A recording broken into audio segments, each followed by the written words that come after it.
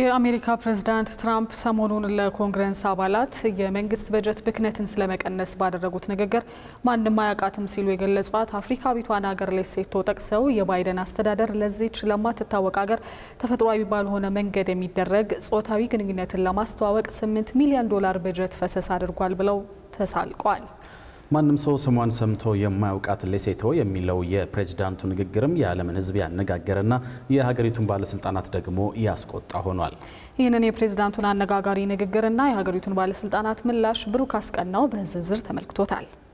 አፍሪካዊቷ ሀገር ሌሴቶ አሜሪካ ለአፍሪካ ሀገራት በፈቀደችው የአፍሪካ የእድገትና እድል ወይም አጓ ምርታቸውን ከቀረጥ ነፃ ወደ አሜሪካ በመላክ ተጠቃሚ ከሆኑ ሀገራት መካከል ግንባር ቀደም ነች። ሁለቱ ሀገራት ባላቸው የንግድ ትስስር ባሳለፍነው የፈረንጆቹ 2024 ዓመት ብቻ የ$240 ሚሊዮን የንግድ ልውውጥ ያደረጉ ሲሆን ከዚህ ውስጥ ደግሞ ልብስና ጨርቃ ጨርቅ ከሌሴቶ ወደ አሜሪካ ከተላኩ ምርቶች አብዛኛውን ድርሻ ይይዛሉ።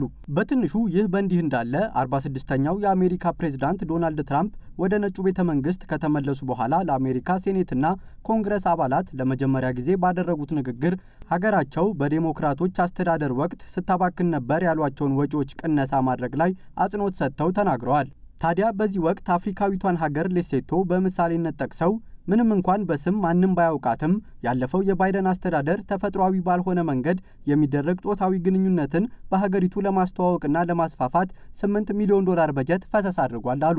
$8 million to promote LGBTQI+ in the African nation of Lesotho, which nobody has ever heard of. ማንም ሰው ስሟን ሰምቶ የማያውቃት ሌሴቶ የሚለው የፕሬዝዳንቱ ንግግርም ከኮንግረሱ ሪፐብሊካን አባላት የሆታ ሳቅና ጭብጨባ አጅቦታል። በብዙዎች ከአፍላፊ የተቆጠረው አባባሉ ግን የዓለምን ሕዝብ ያነጋገረ የሀገሪቱን ባለስልጣናት ደግሞ ያስቆጣ ሆኗል። የሌሴቶ ባለስልጣናት የትራምፕን ንግግር ከመስመር የወጣና ፖለቲካዊ ይዘት ያለው መግለጫ ሲሉ ያጣጣሉት ሲሆን በሁለቱ ሀገራት መካከል ካለው መልካም ግንኙነት አንጻር አላስፈላጊ ንግግር ነበር ሲሉ ተደምጠዋል።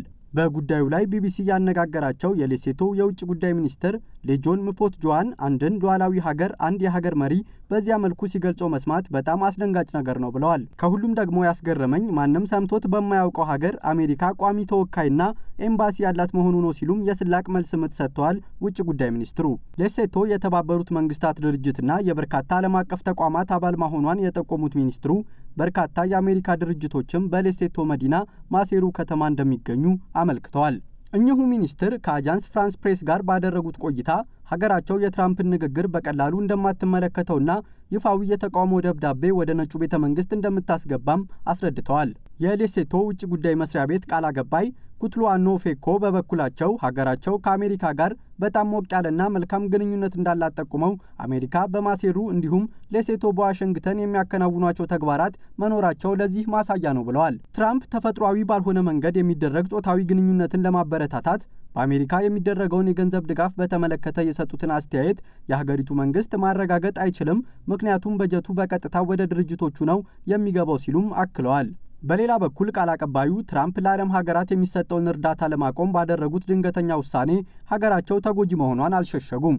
ትራምፕ ያሉትን ካሉ በኋላ የዋይት ሀውስ ባለስልጣናት ግን ያለቃቸውን አነጋገር በማስተባበል ተደምጠዋል። እንደተለመደው የዋይት ሀውስ የህዝብ ግንኙነት ሰዎች የፕሬዝዳንቱ አባባል ከአውድ ውጪ ተወስዷል ከማለት ውጪ እስካሁን ይቅርታ ለመጠየቅ አልደፈሩም።